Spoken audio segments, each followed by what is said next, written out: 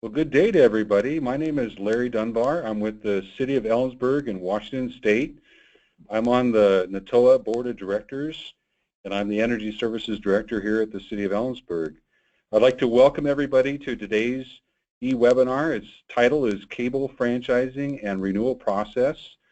And I'm going to take just a few minutes to introduce the speakers. We have three excellent speakers today, all of which are attorneys.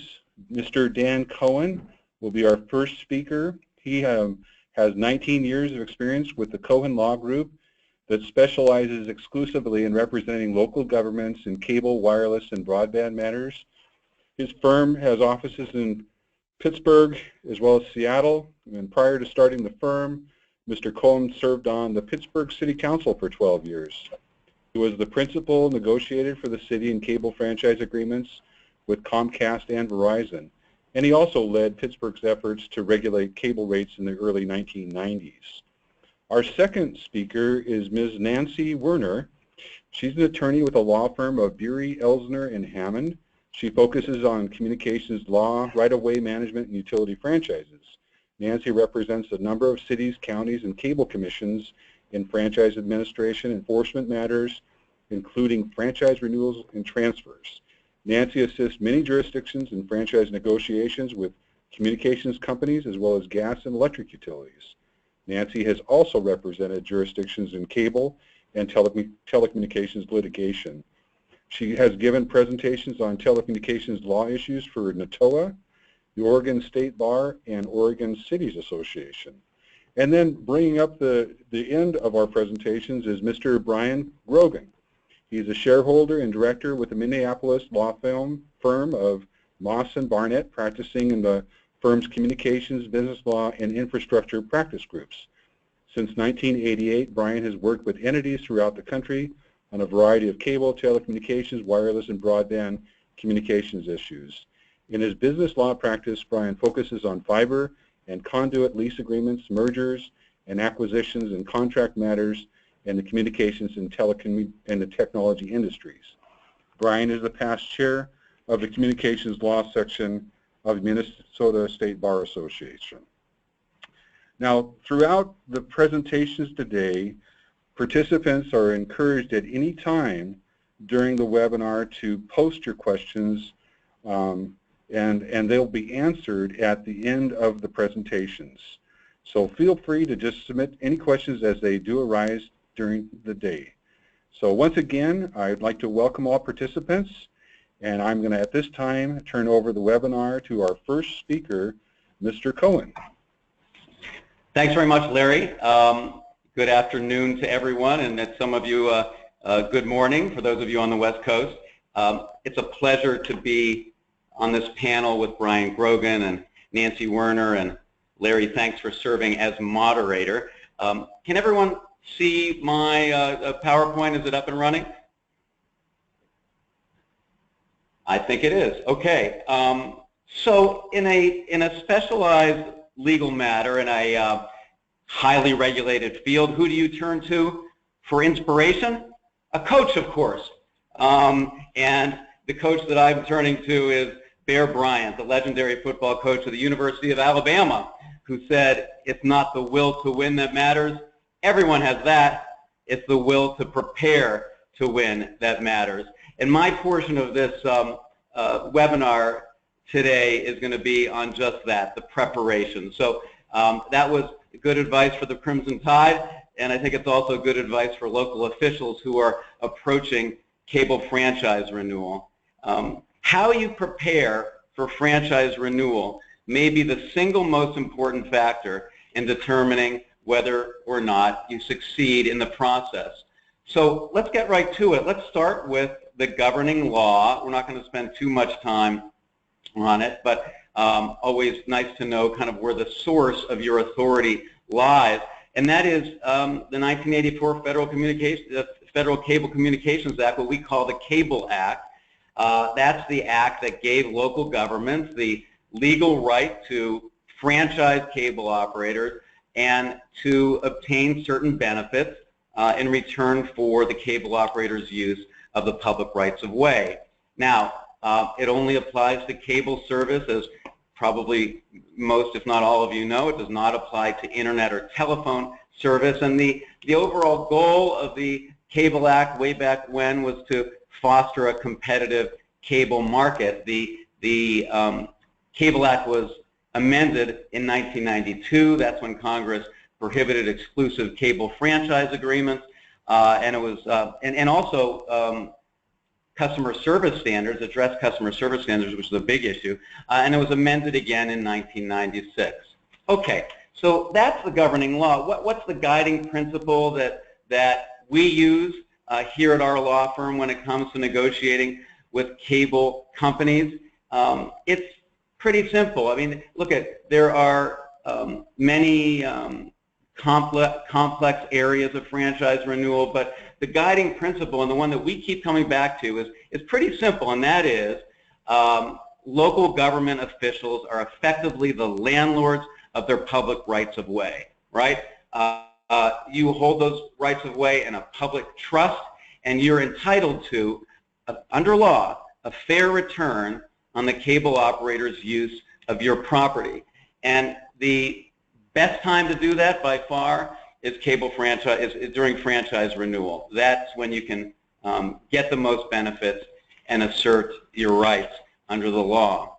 So for those of you who happen to be involved in franchise renewal the last time, maybe that was 10 or 12 years ago, it's a whole different ballgame today. I think this is an area that Nancy is going to maybe go into more. But suffice it to say that cable companies are tougher, they're less generous, they're less local than they were, and a lot of that has to do with competition. So 10, 15 years ago, cable companies were virtual monopolies. Today, they have more competition, obviously from satellite dish companies, which they've had for a long time, Dish, DirecTV, but also from wired competitive operators. Usually those are telephone companies like Verizon, AT&T, that have gotten into the cable business, and also, of course, from video streaming, which is continues to grow day by day. I have 3 kids, ages 16 through 22, and most of the programming, television program they watch is on their phones or on their laptops. So video streaming, or also called over-the-top or OTT, that's obviously a big competitive environment. And remember, franchise renewal applies to cable services only. The other, the other probably 2 factors are there's much more consolidation in the cable industry today than there was even 10 years ago. Comcast bought Adelphia, Charter bought Time Warner, Altice bought Cablevision, Charter bought Bright House. So there's a lot more consolidation that has led to a, for lack of a better term, certainly a more corporate approach to franchise renewal and a much less local approach than it was, say, 10 years ago.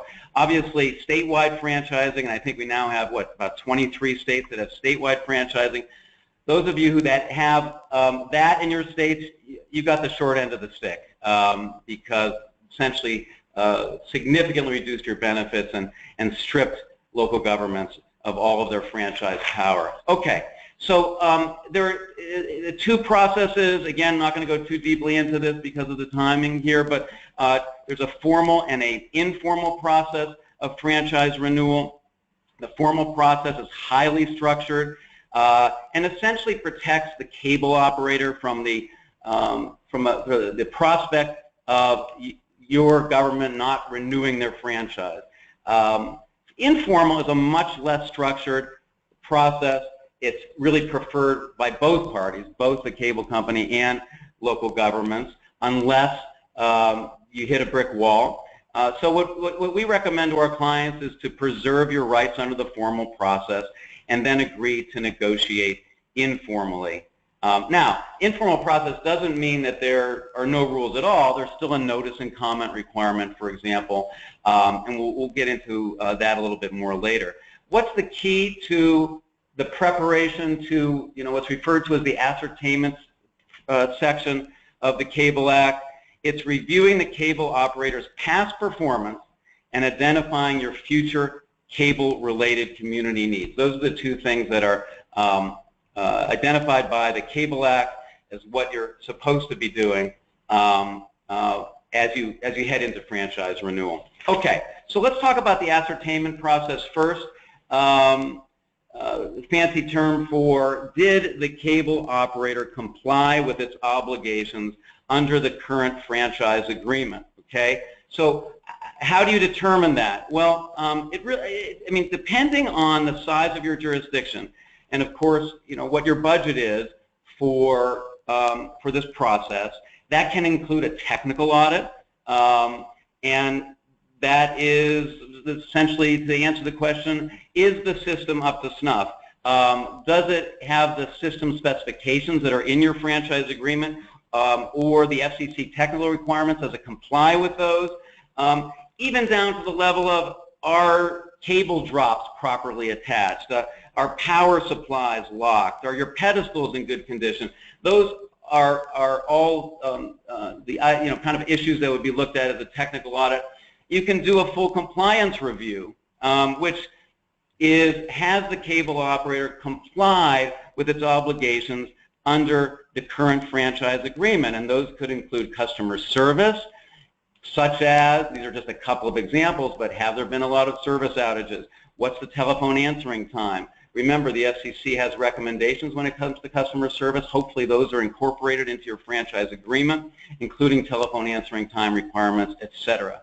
Build-out requirements. Now, for an incumbent cable company, that, you know, often includes density. How many homes per mile? Are there areas that are not served or underserved, and has the cable company met those density requirements?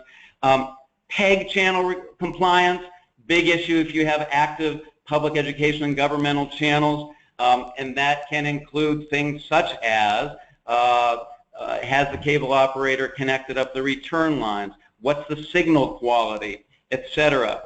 Complementary services, has the cable company provided, you know, complimentary free cable services to the right buildings? We can talk about, by the way, a recent FCC order on that. Reporting requirements. What I'd like to kind of focus on in the few minutes we have remaining is a franchise fee audit. You know, I would strongly recommend that even if you don't do a technical audit or even a full compliance review, that you at least do a franchise fee audit. Here's the reason.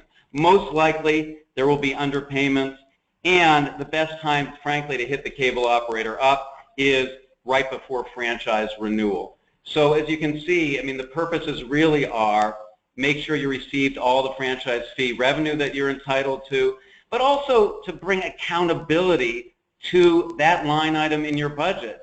Most likely your franchise fee line item may be one of the most unaccounted for line items in your budget.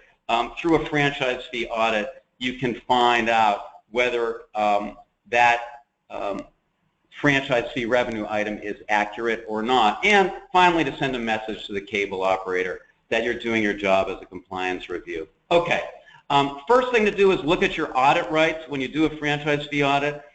In your current agreement, you know, do you have a right to audit? If not, you can still usually get to an audit by what we call books and records provision, a right to inspect books and records.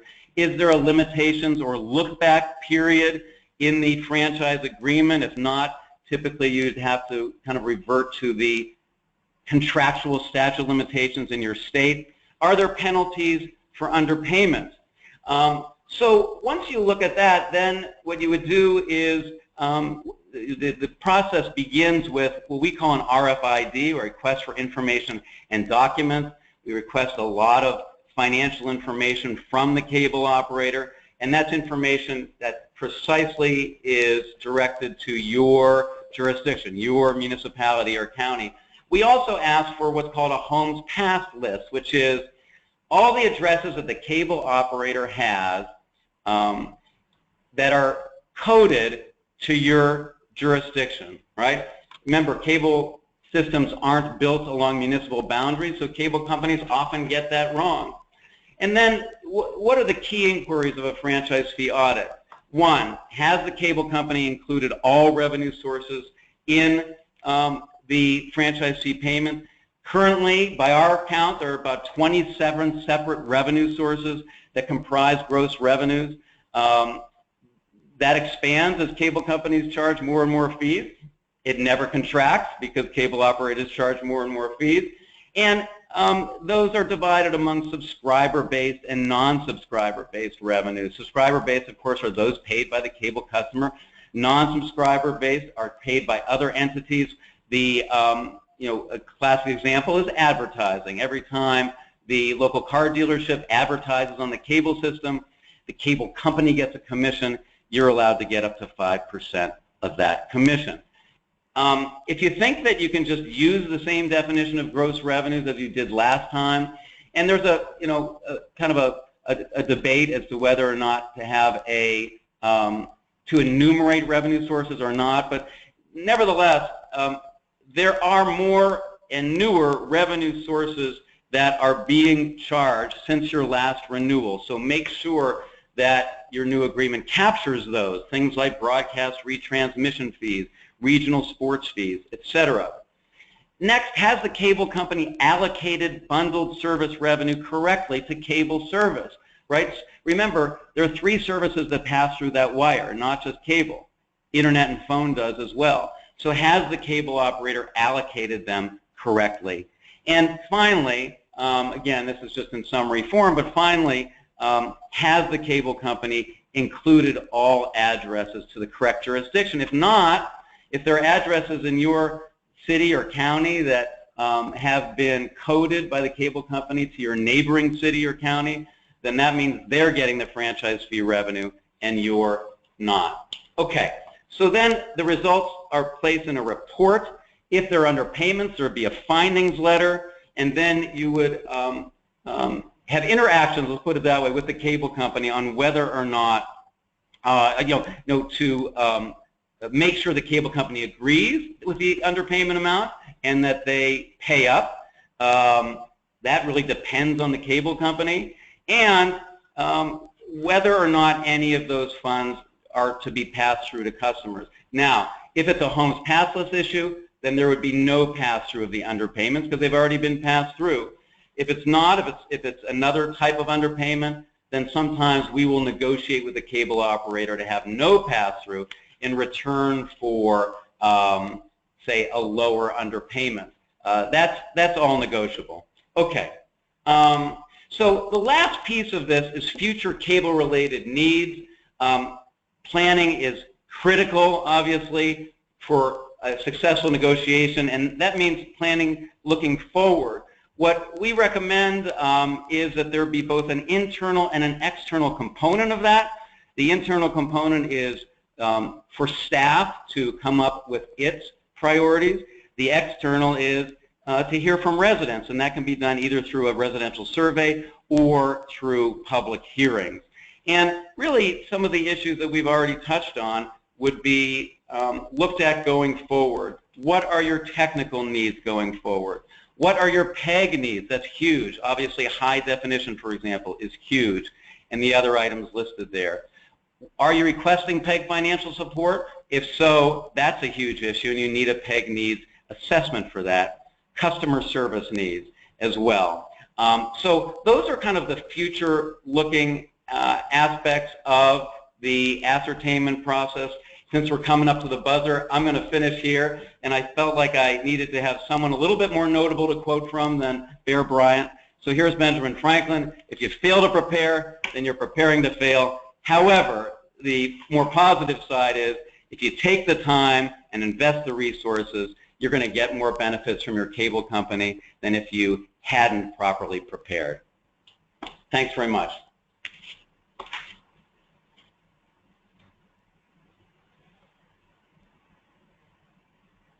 Well, thanks, Dan. This is Nancy Werner, and as Larry said, I'm an attorney with the law firm of Beery, Elsner & Hammond in Portland, Oregon. And now that Dan has kind of laid the groundwork for what you do before you start your renewal process, Brian and I are going to talk about some of the issues that you can expect to see from the cable operator, and we tried to pick out some issues that might be different from the last time that you went through this renewal process.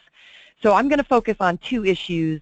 The first one is as Dan mentioned, the competition issue, which I've found tends to be the last thing that gets done in the deal. It tends to be the most difficult term to work out. And then I'm going to talk a little bit about the effective competition order, because that's kind of a newer thing that has come up and is leading to some PEG-related problems in some of the renewal processes I've gone through recently. So as I mentioned, the first thing I want to talk about is what has varying names: competitive equity or level playing field. It's basically the provision in the franchise that the cable operators really want to make sure that their franchise is not more burdensome or less favorable than a competitive franchise that an LFA, a local franchising authority, may grant to a new cable company coming into the market.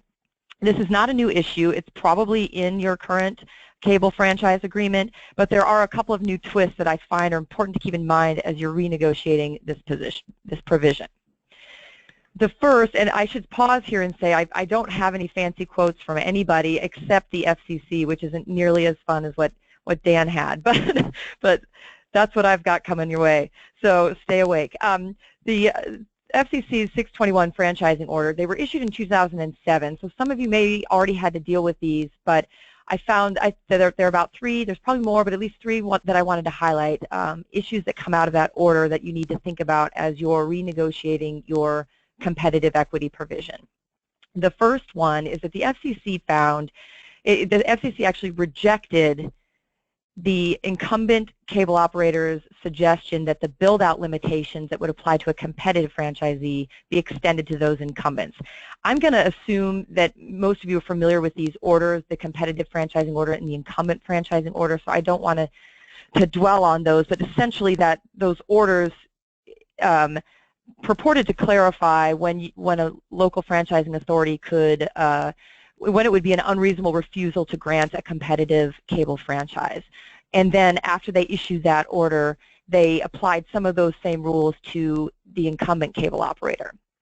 So as you'll see in the second bullet down there, the FCC was concerned that if they extended the limitations on build-out to incumbents, that would actually allow the incumbents to retract their service boundaries. So that's one thing to keep in mind when you're going through this competitive equity provision, is the possibility that if you could come into a situation, if you have, quote unquote, equal build-out limitations, that could cause problems with your current service boundaries. The FCC also held that it may be reasonable in some cases to require an incumbent cable operator to have greater PEG carriage obligations, meaning more channels, or to provide greater PEG financial support than the new entrant. So this one you have to look at from the opposite perspective. This is your competitor coming in and saying, hey, it's unreasonable for you to require me to do what the incumbent is doing. And the reason that's important, obviously, is if you're negotiating your competitive equity provision that says these certain terms and conditions have to be the same, you've got to be careful that your competitive entrant doesn't have some argument that you can't actually make them do that. The FCC didn't provide any helpful guidance on what circumstances that might be reasonable. So unfortunately, we have to kind of feel our way through that one as we go.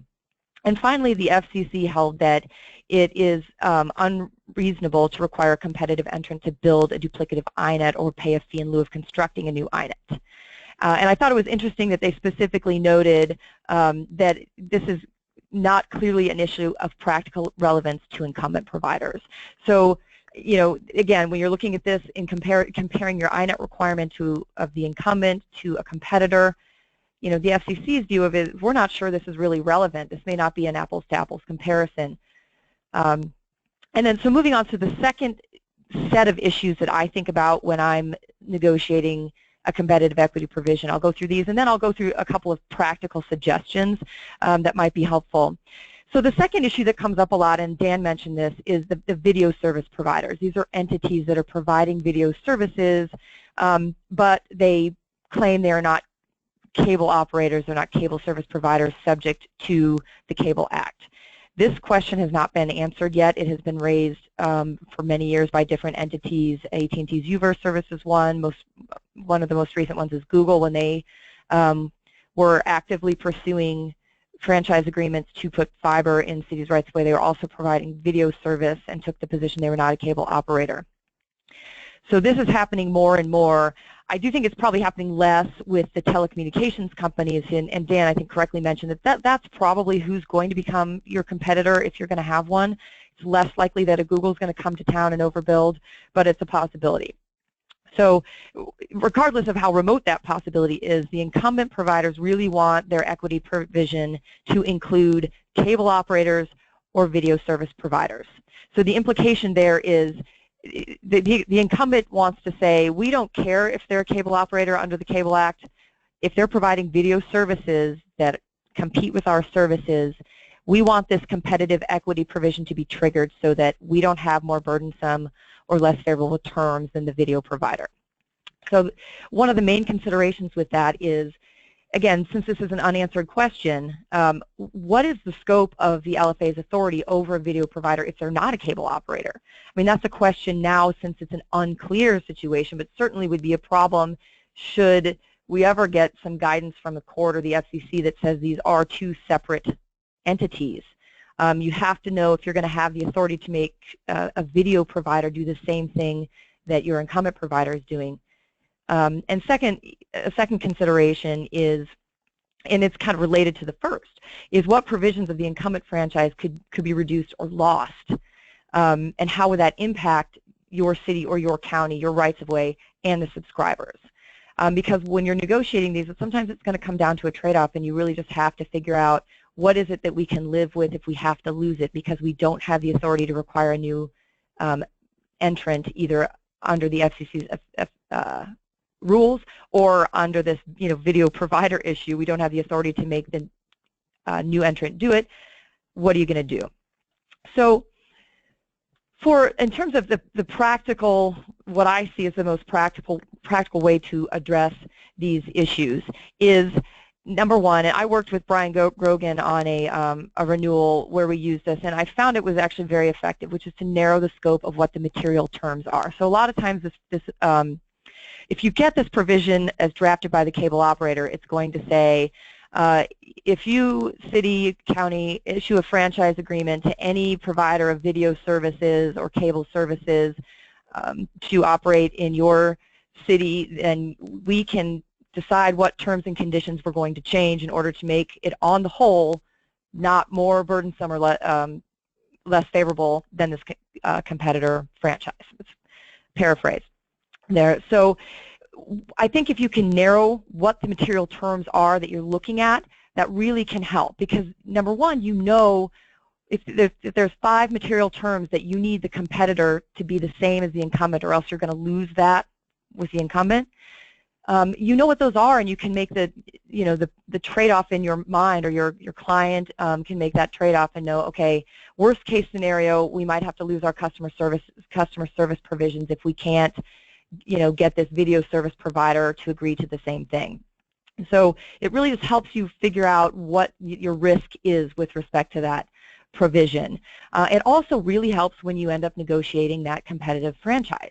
You know what you need to get in that franchise in order to not lose anything or reduce anything in your incumbent franchise.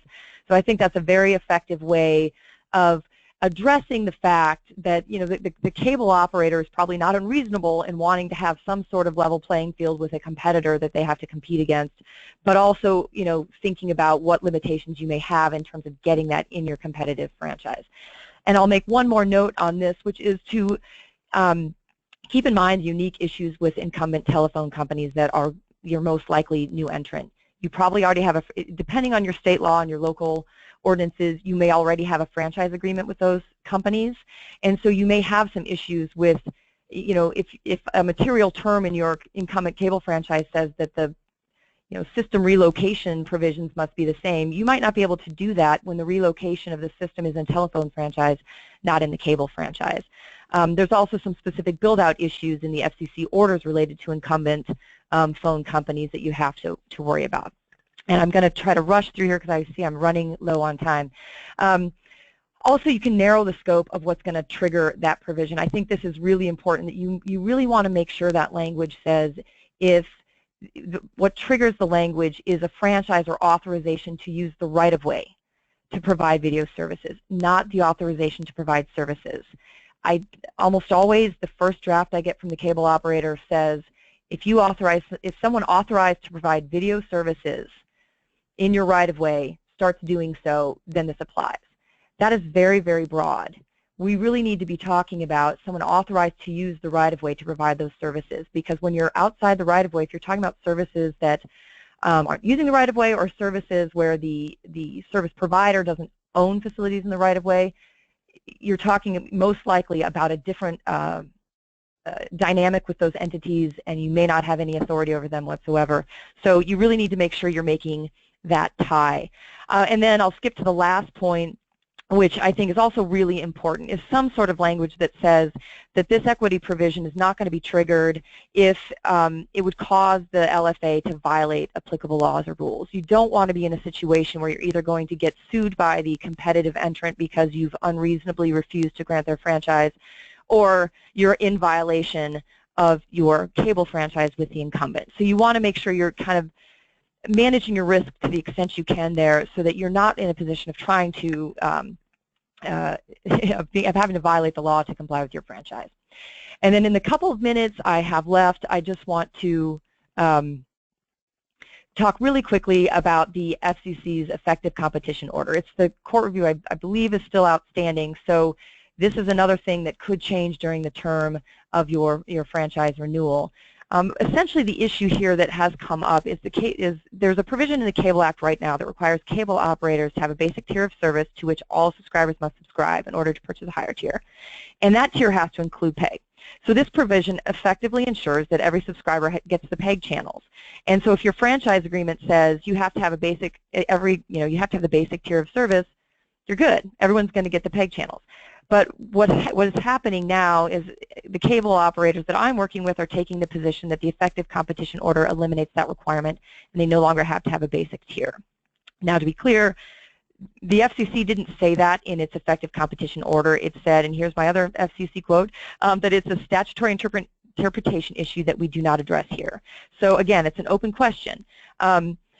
But again, if your franchise just requires the cable operator to have a basic tier, you can't assume that's going to mean that every cable subscriber is going to get the PEG channel. Because if the incumbent view of this rule prevails, that's not going to be enough.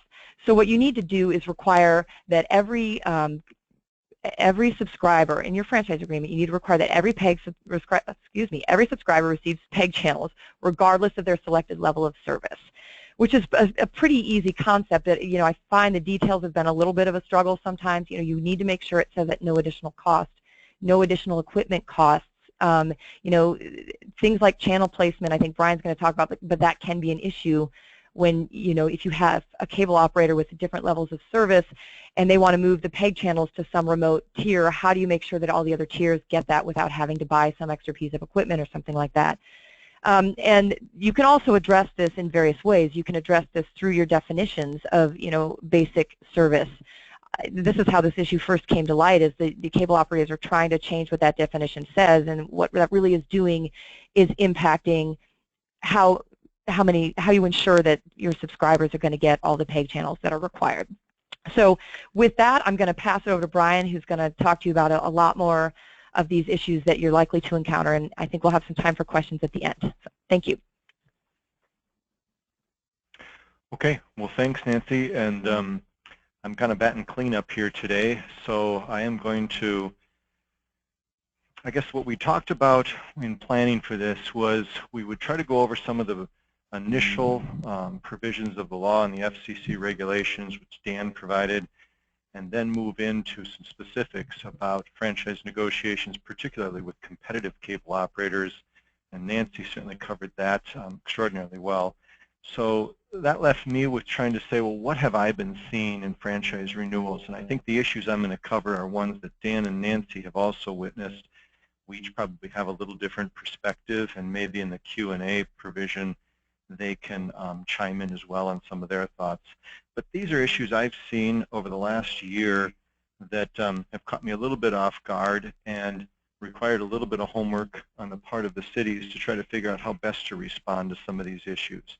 And I'll start with the concept of grant of authority. This maybe didn't catch anybody off guard, but I think it's become more and more important as you talk about drafting a cable television franchise exactly what are you authorizing the cable operator to do in your rights of way. So they are requesting a cable television franchise. That's the right to provide cable service. That's known as a Title VI service under the Communications Act. And that's what we're operating under here, not what the law may be in 2 years if Congress gets their act together and does something with the Communications Act, but the law as it sits today. So they're asking you to renew a cable television franchise under Title VI. However, the language that they'll seek in a grant of authority will ask for permission to provide a host of other services. It won't be limited to just broadband or just telecommunications. It'll be any communication service, or even more broadly, any service at all that they can provide over the facilities that they put in the ground with the authority provided under the cable franchise. So what could that mean? Well, that could kind of evolve into the ability to put up wireless facilities along their cable facilities on poles that they may have in the right-of-way or on other equipment that they may have in an effort to provide Wi-Fi or wireless services. Is that what the city intends to accomplish in a cable franchise, or will that potentially contradict what the city might be doing in other areas of its code or with its lease agreements with other small cell providers in town? I know that's a very explosive issue. You want to make sure that you're not waiving rights as you're granting a cable television franchise to ultimately address those kind of issues through some separate provision of your code or through separate contractual obligations with the providers. So I think be very crystal clear about what it is they're asking you to do. I think you can provide language that gives them some comfort that you're not flat out prohibiting them from providing these other services.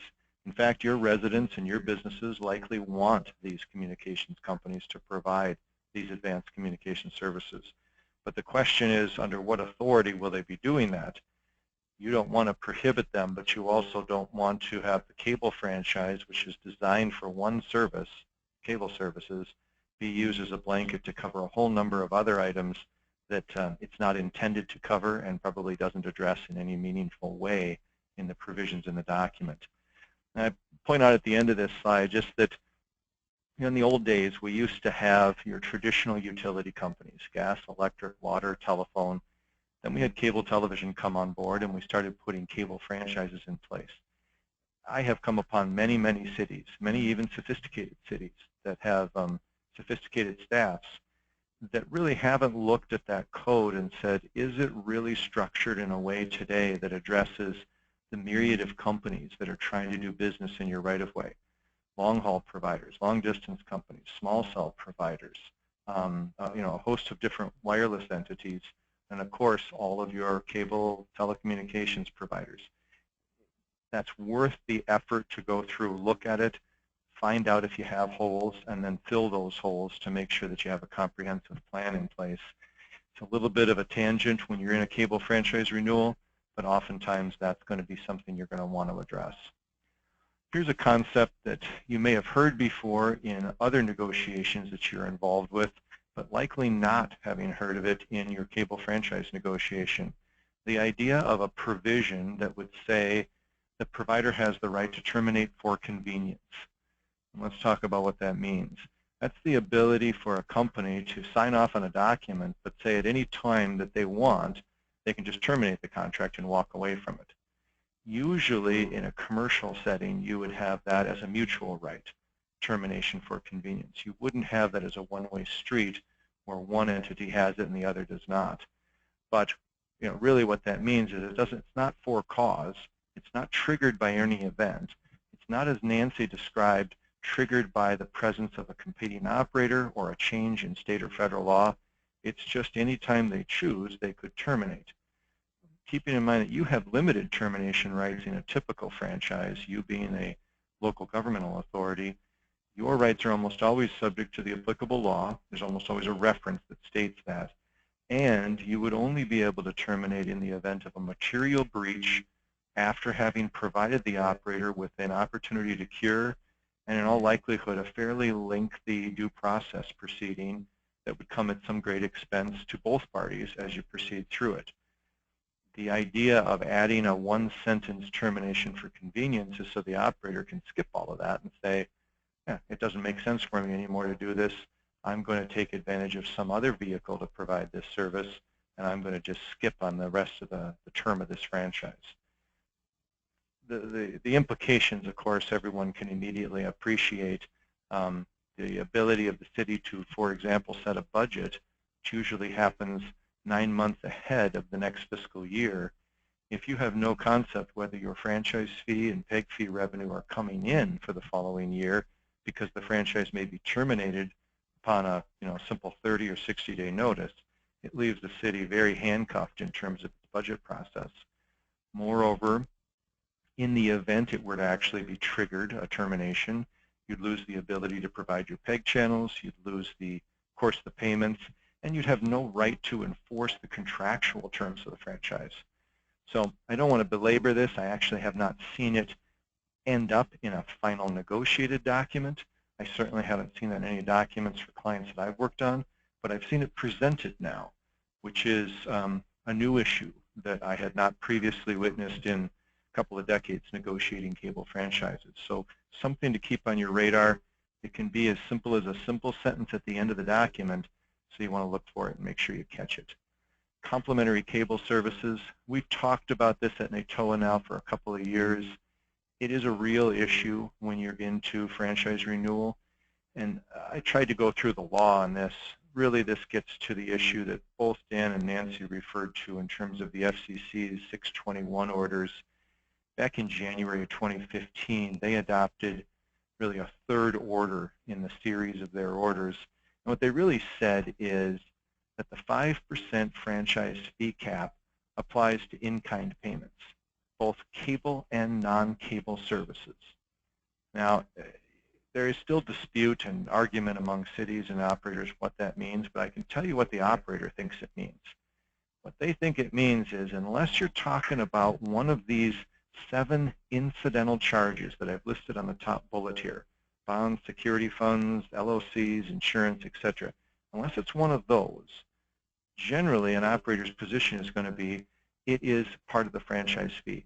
So if you ask me for $5,000 to buy something for the city library so you can produce programming, they have an argument that they're going to look to the 621 order and say that is a franchise fee. Now, there's still the issue of, is it a PEG fee or is it a franchise fee? But they're certainly going to take the position that it is captured by that, and that the ability of a city to impose an in-kind obligation, in this slide's heading, to provide free service to schools and public buildings, they could be required to do it, but then they could potentially take and quantify the value of that and then try to offset it from franchise fees. Now, that's their argument. You're going to hear it in the negotiations. I think it's important to be prepared for it.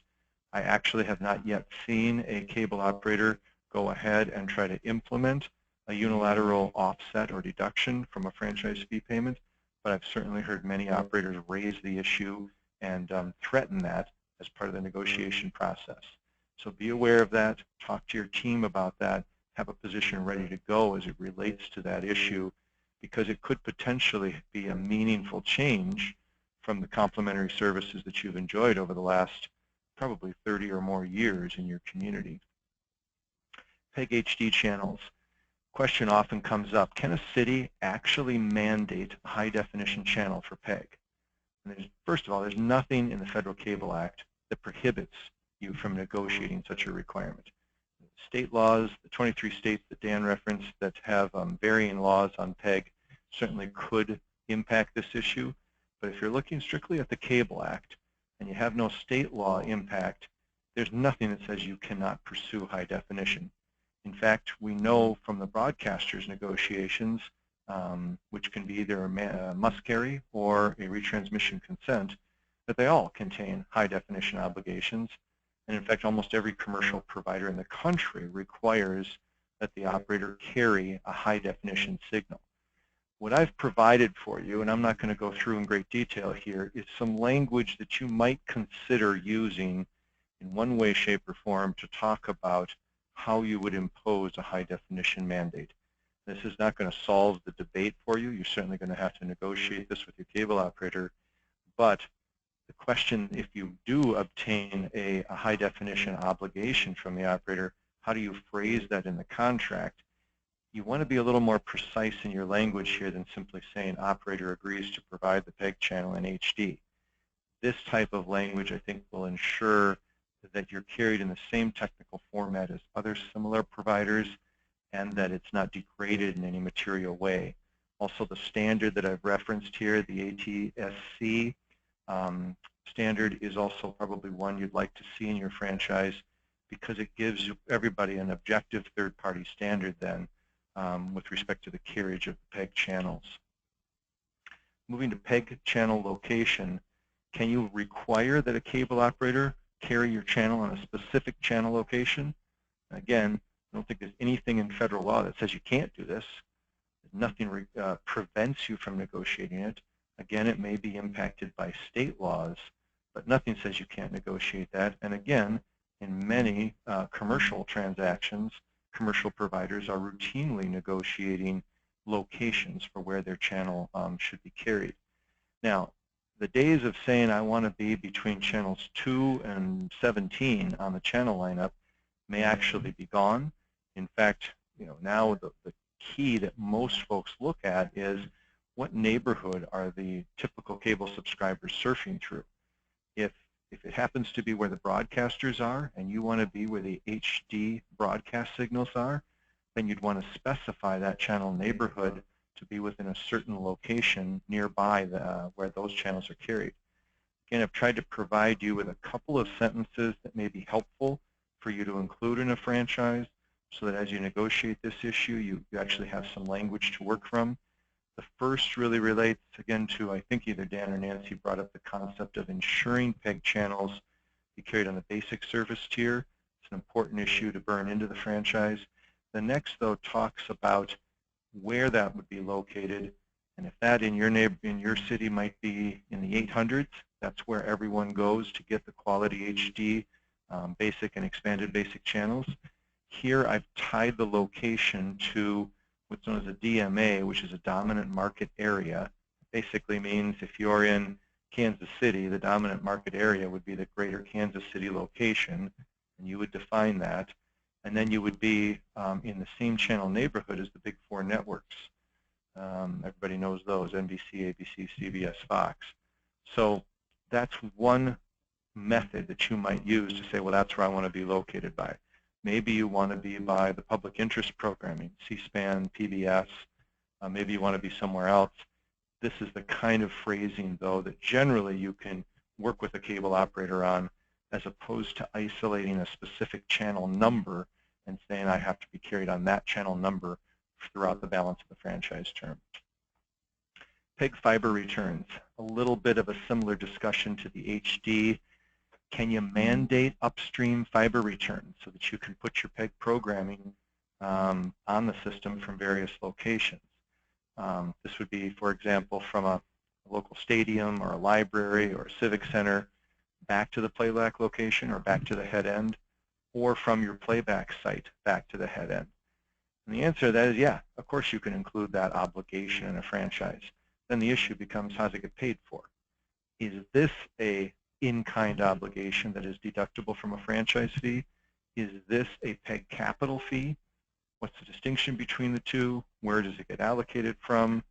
What about an operator that says, all right, it's $5,000 to put in the fiber line, but then I want to charge you $500 every month for the maintenance of transmitting that signal. What happens to that fee?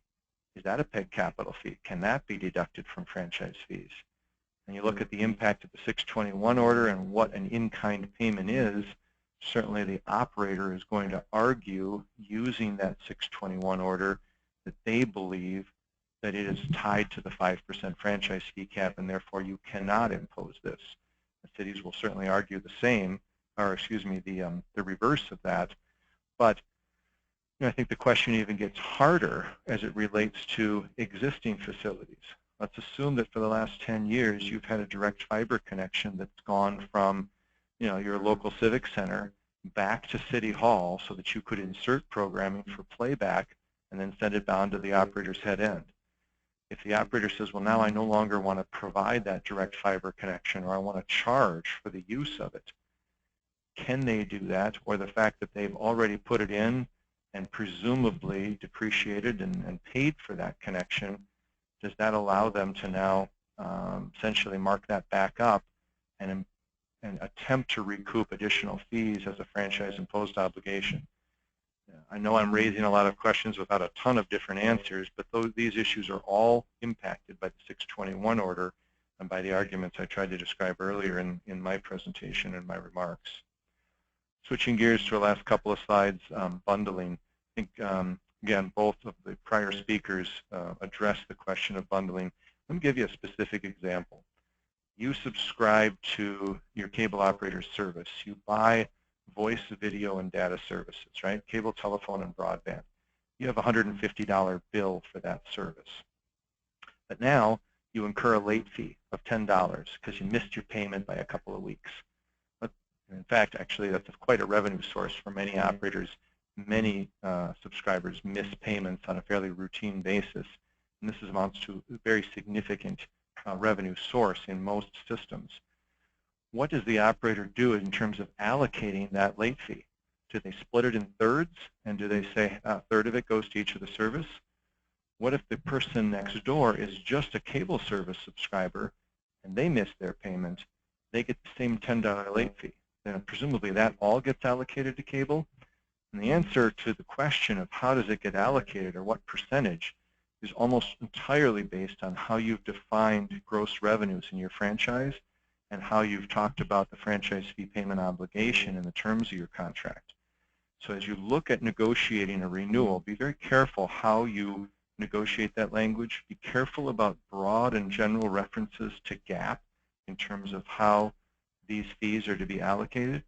And really in your audits and in your reviews, as Dan described, make sure that your auditor is one that actually understands how these issues are addressed. We at NATOA have a handful of very qualified auditors that do this on a national basis and really understand the intricacies of cable television laws and of the GAAP rules as they apply to local cable franchises.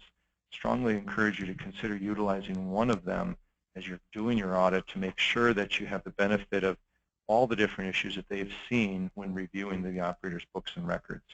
Dan, this is Larry, the operator, and we're running near your time limit, just as a reminder. Good. I will finish up in the next minute. And then finally, I guess I would say, don't be put to sleep by the fact that this is just a simple late fee on a rather large cable bill. These amounts add up over 12 months and over multiple years. Finally, I'm going to go with PEG fee calculations. There's really two ways that these get collected. One is on a percentage of gross revenues. The other is on a PEG fee charged per subscriber. Still a lot of franchises have that, 50 cents, $1, $2 per subscriber per month or more. If you're putting that kind of language in there, please think seriously about how that is impacted with a bulk contract in multiple dwelling units, MDUs. Apartment buildings, college dormitories, etc. utilize bulk contracts. I've provided you some language here that I think would provide some pretty good opportunity for you to collect what's known as an equivalent billing unit rate on your PEG fees if you go that route. It's important language to make sure that you don't get short sold on your PEG fee collections for your company or for your city. So thank you. With that, I will conclude and turn it back over to Larry. Thanks everybody for listening.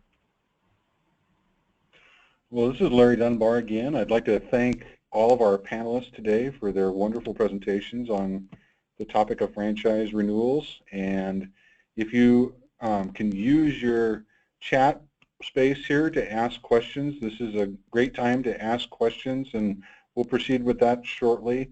One of the common questions that's asked is if you can get a copy of all of the presentations, and those will be available to all the participants. So need not ask that question. So with that, so far, the questions so far have been submitted by some of our panelists to other panelists. So we'll go ahead and get started with that. One of our first questions is who does technical audits and reviews?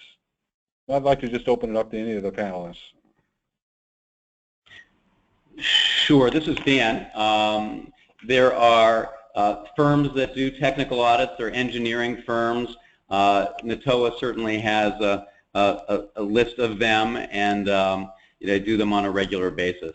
I don't want to give any names on the webinar, but there are a number of highly reputable firms that do technical audits for local governments.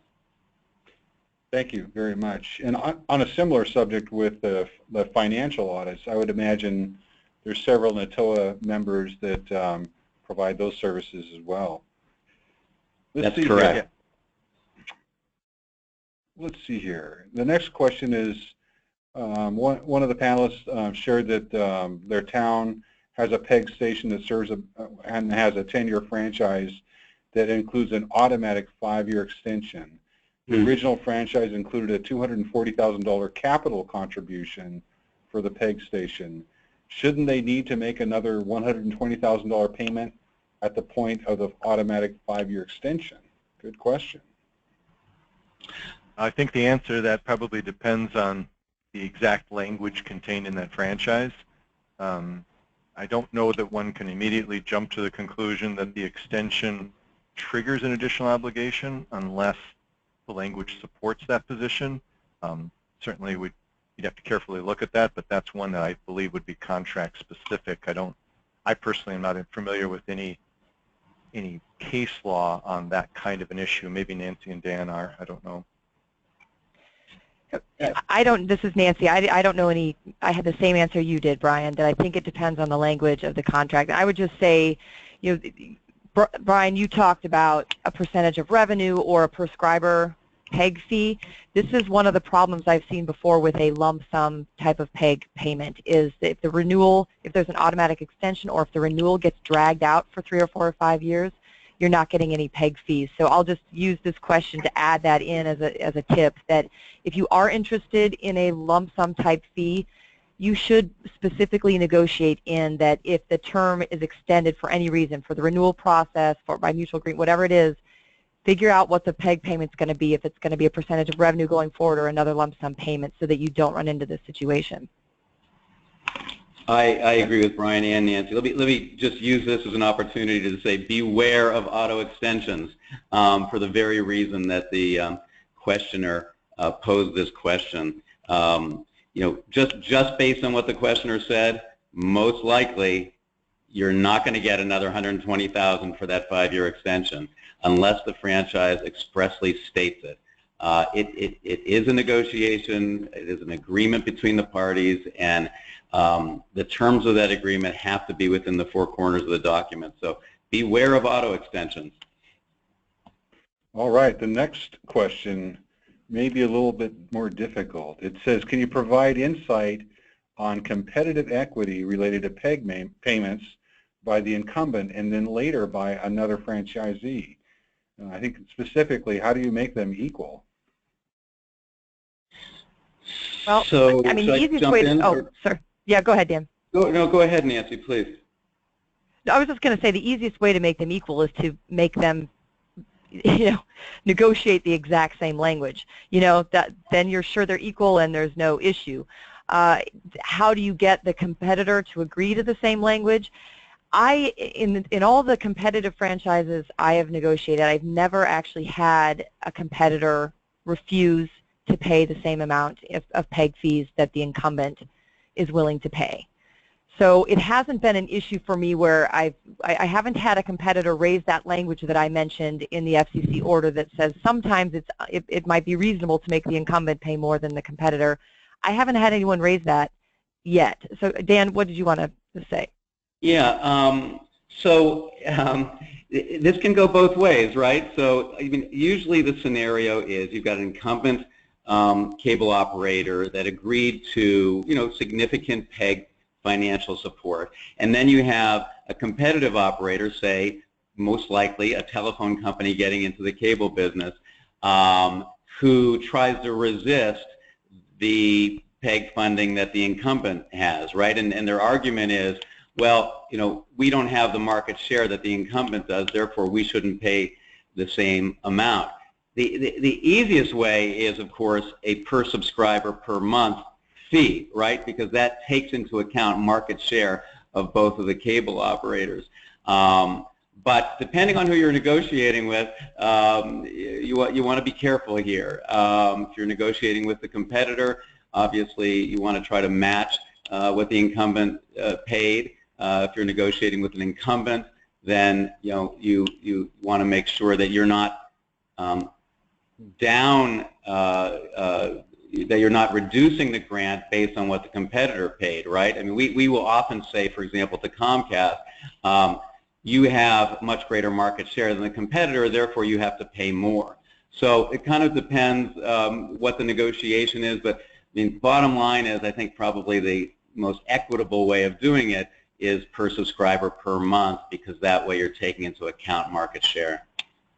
Yeah, and can I just add on that and when I said that I haven't had this issue come up, I think it's because the incumbent has always had a per subscriber per month payment, and so the competitor has been willing to agree to that for the reasons that Dan described. I agree it would be a different and more difficult situation if the incumbent has a different sort of PEG obligation.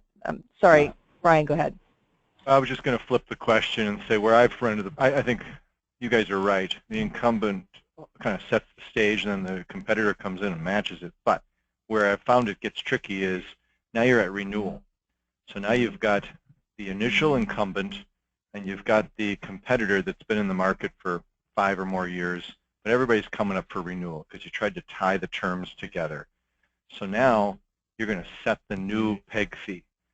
And getting those two companies to agree on a PEG fee that they both agree is fair and equitable, inevitably what happens is one company goes first, and the other company then will argue, well, just because they jumped off the cliff and agreed to this doesn't mean I have to. And they will argue their relative positions under the Cable Act. I think they're both incumbents at that point. They both have an existing franchise. They both have renewal rights. We have requirements, or certainly our preference is to treat them both identically as it relates to any regulatory burdens, certainly the payment of fees. But it just makes the renewal 100% harder now if they won't agree on those fees. You put one of them in first, what impact, if any, does that have on the other? Again, I'm pretty good at raising questions without giving you answers, but that's what I see as the harder of the issues. Agreed. Okay, this is Larry, and we've reached the end of our webinar. We have time for a few more questions for anyone that can stick around for a few minutes. But if you do have to go, I want to make sure that we thank our presenters, and we thank everyone that participated in the webinar today. And I also wanted to mention that the annual NATOA conference is in September in Seattle this year. And if you haven't checked on that, you might want to go to the NATOA website and learn a little bit more about that. It's going to be a wonderful event this year. So I'm going to go ahead and ask one of our last few questions to the panelists. And the first one is, what's the trend for term length of current franchises? And we'll be on the line maybe for another 5 minutes if anyone's willing to stick around a little longer. I would say that it's still trending at about 10 years on the theory that nobody wants to do this every 3 to 5 years. People like to spread it out and not incur the same expense that Dan described in terms of the assessment, et cetera. But I've certainly heard many operators trying to go with shorter terms on the theory that state or federal law will change to their benefit, and they don't want to be potentially grandfathered in with a long-term deal. I agree with Brian. I think 10 years really is kind of the standard right now. And we've had a couple of those situations too, Brian, where a cable operator, typically a competitive cable operator, will ask for a shorter term, but those are relatively rare, I think.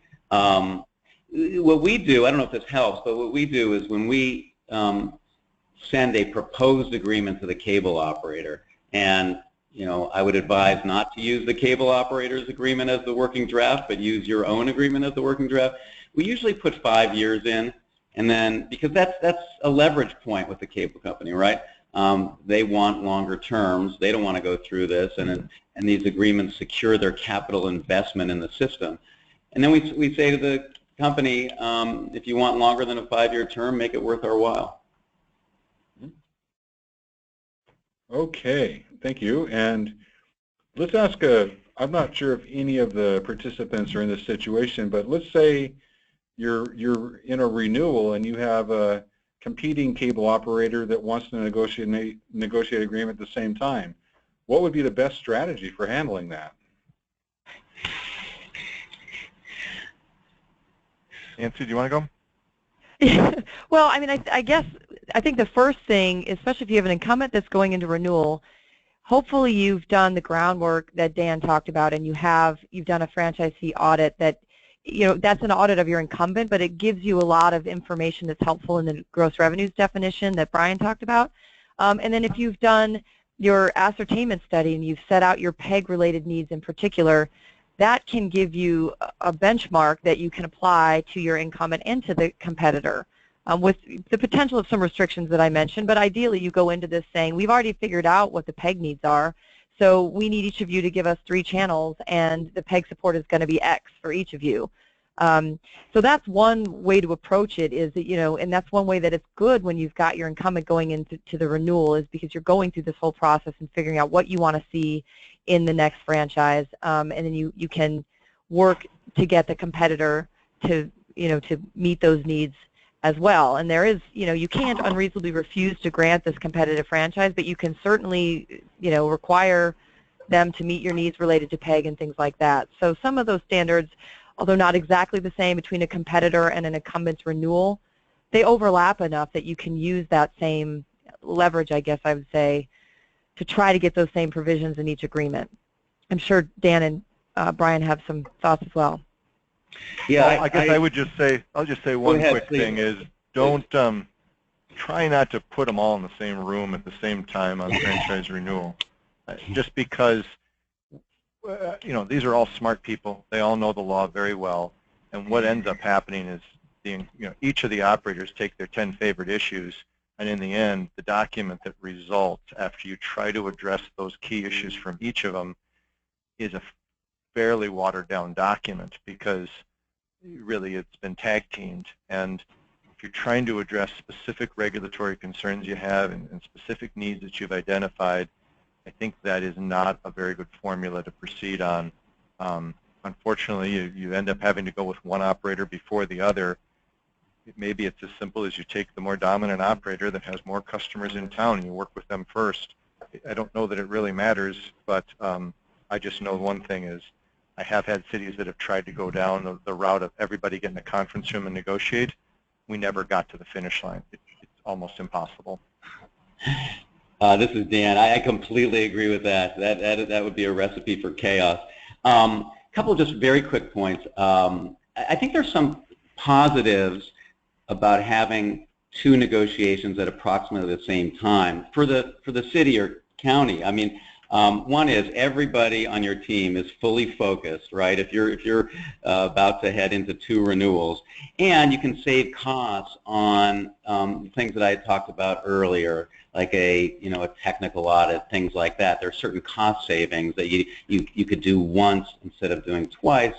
Some efficiencies, let's put it that way. I think there are times where you can use it to your advantage and kind of turn competitive equity against the cable operators. I'll give you just one quick example. In the city of Pittsburgh, Verizon, their negotiation came right before the Comcast negotiation, and we were able to get, we haven't really talked about INET too much on this call, but we were able to get an INET from Verizon. It was a redundant INET with the Comcast INET for all public safety facilities, so that when Comcast rolled around literally just a few months later, we were able to say, hey, Verizon gave an INET for free, therefore Comcast, you have to continue giving us the INET for free instead of charging a managed services fee. So there are ways, I think, to use it to your advantage. All right. I think that winds up all the question and answer period that we had today. On behalf of NATOA, we want to express our appreciation for all the participants in today's webinar, and we wish everyone well.